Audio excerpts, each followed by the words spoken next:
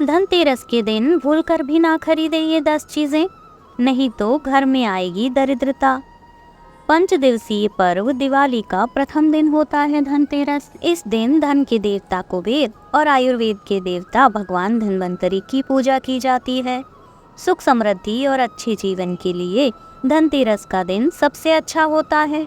धनतेरस को धन्वंतरी त्रयोदशी भी कहा जाता है। धनतेरस पर कुछ चीज़ों को खरीदने से बचना चाहिए, नहीं तो घर में दरिद्रता आती है। तो आइए उन चीज़ों के बारे में भी जान लीजिए जिन्हें धनतेरस पर खरीदने से बचना चाहिए।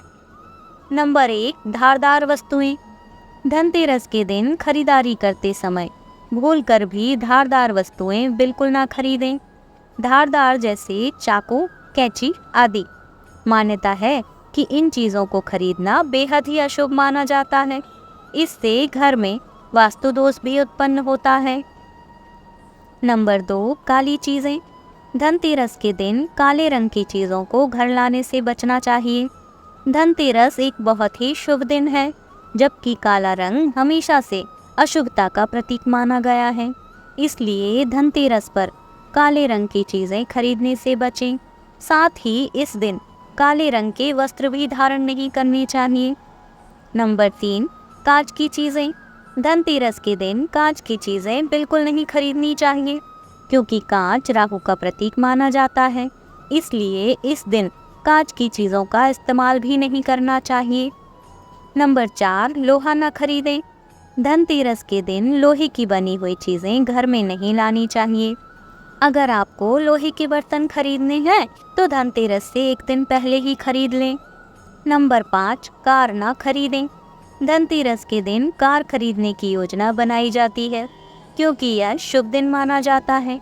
लेकिन अगर आपको धनतेरस के दिन कार घर लानी है तो उसका भुगतान एक दिन पहले कर लें, क्योंकि कार विभिन्न धातुओं से बनी होती है। इसलिए धनतेरस के दिन कार खरीदने से बचना चाहिए। नंबर 6, तेल। धनतेरस के दिन तेल या तेल के उत्पादों जैसे घी, रिफाइंड इत्यादि लाने के लिए मना किया जाता है।